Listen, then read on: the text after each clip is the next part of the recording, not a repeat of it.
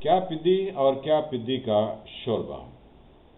ہم پاکستان کے حالات کے اوپر جب نگاہ دوڑاتے ہیں تو ہمیں یہ اندازہ ہوتا ہے کہ جو اس وقت سیاسی دنگل میں فساد برپا کیے ہوئے ہیں ان کی پوری جماعت میں کوئی ایسا نہیں جو پاکستان کے مسائل کو سمجھتا ہو، پاکستان کو آنے والی مشکلات سے نکالنے کا فن اور رستہ جانتا ہو، چاہے وہ عمران خان ہو یا ان کی ساری پی ٹی آئی، سب جو ہے وہ چون چون کا مربع ہیں، لوفر لفنٹر قسم کے لوگ ہیں اور ان کے پاس کسی چیز کی کوئی پلاننگ یا کوئی انڈرسٹینڈنگ نہیں ہے۔ اس کے ساتھ دوسری طرف مسلم لیگ نواز، اس کے اندر بھی اسی طرح کا فقدان پایا جاتا ہے۔ پاکستان کے مسائل بہت گمبھیر ہیں اور اس مشکل میں پاکستان کو ڈالنے والے وہ تمام لوگ ہیں جو پاکستان کے ایک طرح کے ٹھیکیدار 72 سال سے چلے آ رہے ہیں۔ آپ اسٹیبلشمنٹ کو دیکھ لیں جس میں ہمارے ججز بھی ہیں اور ہماری ملٹری اسٹیبلشمنٹ بھی ہے، انہوں نے کس کو آنسریبل ہونا ہے؟ یعنی ایک جج ہو یا ایک ہائی کورٹ کا یا سپریم کورٹ کا جج ہو تو وہ کس کو آنسریبل ہے؟ وہ کسی کو آنسریبل نہیں ہے، کیونکہ ان کے ہاں اپنا ایک سپریم جوڈیشل کونسل کا نظام ہے، تو اندھا بانٹے شرینی اپنوں کے آگے، تو یہ اس طرح کا، یعنی وہ کسی کو آنسریبل نہیں ہے۔ جو فوجی جنتا میں لوگ ہیں وہ کس کو آنسریبل ہیں؟ ان کی ایک اندر کی عدالت ہے، یعنی وہ کہتے ہیں ہمارے ہاں انصاف کا نظام ہے، تو انہوں نے اپنا نظام بنایا ہوا ہے۔ باہر جو ان کے ہواری دندنا رہے ہیں وہ اپنے کئی طرح کے قوانین لاتے ہیں۔ تو آپ پاکستان کے بارے میں سوچئے کہ یہاں پہ کوئی کسی کو آنسریبل ہی نہیں، یعنی کوئی کسی سے پوچھ نہیں سکتا کہ جناب آپ نے یہ جو کھلواڑ کیا ہے یا آپ یہ جو پرکس اینڈ پریویلیجز انجوائے کر رہے ہیں یا آپ کے پاس یہ اختیارات کا اتنا منبع ہے اور آپ نے کیا کیا، کوئی کسی سے پوچھ نہیں سکتا ہے۔ عوام ہے تو ان کو سوجھ بوجھ ہی نہیں کہ جب تک نظام میں چیک اینڈ بیلنس نہیں ہوگا۔ چیک اینڈ بیلنس کا مطلب کیا ہے؟ کہ آپ کسی سے پوچھ سکیں کہ جناب آپ نے یہ کیا تو کیا کیسے اور کیوں کیا اور کون سے اختیار کے تحت آپ نے کیا۔ آپ عوام کسی سے نہیں پوچھ سکتے۔ عوام سے روز پوچھا جاتا ہے، روز ہر چوک میں، ہر گلی محلے میں، کہیں ممبر سے، کہیں مسجد سے، کہیں پولیس اسٹیشن سے، کہیں کوئی غائبی طاقت سے عوام سے روز پوچھا جاتا ہے آپ نے یہ کیا تو کیسے کیا، یہ کیوں کیا۔ لیکن جن کو آنسریبل ہونا ہے وہ کسی کو آنسریبل نہیں ہے۔ اس سیاسی دنگل میں جو کل مچنے جا رہا ہے، اس میں دنگا فساد بھی ہوگا، لڑائی بھی ہوگی، سب کچھ ہوگا، لیکن یہ سب ڈرامے کا حصہ ہے۔ پی ٹی آئی میں جتنے لوگ ہیں، اب فواد چودھری وہ کہتے ہیں کہ ہماری اسٹیبلشمنٹ کو کہ منہ کو خون لگا ہے۔ کیا آیا فواد چودھری کی اتنی کیپیسٹی ہے کہ وہ یہ گفتگو بغیر کسی ڈھیل کے کر سکے؟ یقینی طور پر ایسا نہیں۔ پھر اس کے ساتھ وہ 3-4 اینکر، یعنی پنجابی میں کہتے ہیں پا نہ پڑیا تو بیوی دا متھا سڑیا۔ وہ بیوی جو ہوتی ہے پنجابی میں ایک کردار ہے، اس کو بولتے ہیں۔ تو یہ کون سے ایسے اینکر ہیں جو کہ پاکستان کو اس کی مشکلات سے نکالنے کے لیے آواز کا کام انجام دے رہے ہیں؟ یہ جتنے ایک کو گرفتار کیا گیا، 3-4 کے نام لیے گئے، ہم ان کی گرفتاری پر جو ہے وہ یقینی طور پر یہ کہتے ہیں کہ کسی انسان کو گرفتار نہیں کیا جانا چاہیے، لیکن وہ کون سی ان کی کیا ہے، وہ اس کے بارے میں بھی یہی کہیں گے کیا پدی اور کیا پدی کا شوربہ۔ لیکن پی ٹی آئی کو اجازت ہے ان تمام چیزوں کی.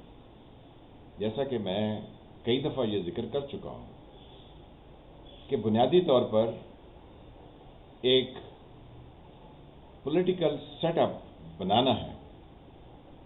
جیسے 80s میں پیپلز پارٹی کو دھکیلتے سندھ تک محدود کر دیا گیا. اب پنجاب میں ایکول شیئر بندر بانٹ کی طرح کیا جانا ہے کہ کچھ سیٹیں نواز لیگ کے حصے میں آئیں، کچھ پی ٹی آئی کے حصے میں آئیں، تاکہ چیزوں کو ایڈجسٹ کرنے میں مشکلات اور پریشانی نہ ہو. حالانکہ وہ بغیر کسی ووٹ کے، کیونکہ ووٹ تو لوگ سمجھتے ہیں نا کہ وہ ڈال رہے ہیں اور کچھ جیت رہا ہے. ایسا ہوتا نہیں ہے، صرف ایک فضا کریٹ کی جاتی ہے. بقایا نمبر جو ہیں وہ پہلے سے طے شدہ ہوتے ہیں. اس ملک کی 72 سال کی ہسٹری یہی بتاتی ہے. جیسے ہم کہتے ہیں کہ اللہ تعالیٰ قدرت سے نظر آتے ہیں، تو یہاں کا نظام جو ہے وہ پچھلے 72 سال کی تاریخ کی روشنی میں اس کو سمجھا جا سکتا ہے کہ یہاں کون کس طریقے سے کیسے واردات انجام دیتا ہے. اب یہ کل کی الیکشن میں یہ سارا کچھ کیا جائے گا، لیکن حمزہ شہباز کی حکومت کو آنے والے 2-3 دن میں، جب اس کی 5 دن کا سپریم کورٹ نے ٹائم دیا 22 جولائی تک، تو بس اس سے پہلے اکثریت جو ہے وہ پی ٹی آئی نے ثابت کر دی ہے کہ ان کی ہے، تو حکومت چینج ہو جائے گی. یوں ایک نیا کھیل شروع ہوگا. لہذا جو لوگ یہ سمجھتے ہیں کہ پی ٹی آئی والے کو بہت بہادر اور بہت ترم خان ہیں، تو ان کو یہ اندازہ ہونا چاہیے کہ یہ اجازت ان کو دی گئی ہے کہ آپ جو چاہیں بولیں، آپ کے خلاف کوئی کچھ نہیں کرے گا. ورنہ اس ملک میں فواد چودھری جیسے لوگ، عمران خان جیسے لوگ، اور تو میرے خیال میں کوئی ایسا ان کا بولا بھی نہیں، یا وہ 2-4 اینکر ہیں جو گفتگو کرتے ہیں کہ ہمیں پہلے آپ ثبوت دکھاتے تھے یہ چور ہیں، اب آپ نے ان کو بٹھا دیا تو ہم کیوں مانیں. یہ سارا کچھ ریٹن اسکرپٹ کا حصہ. یہ لوگ دوسرے کی دی ہوئی گائیڈ لائن پر ایک اداکار کی طرح کام کر رہے ہیں اور لوگوں کے مائنڈ کو بدلانے کی یا لوگوں کے مائنڈ کے اوپر اثر انداز ہونے کی کوشش کر رہے ہیں. بقایا سیاسی دنگل میں بندر بانٹ کر کے چیزیں اس طرح سے کرنی ہے کہ کسی کا حصہ دوسرے سے زیادہ نہ ہونے پائے، کیونکہ اسی میں ان لوگوں کی بقا ہے جو کسی کو آنسریبل نہیں ہے.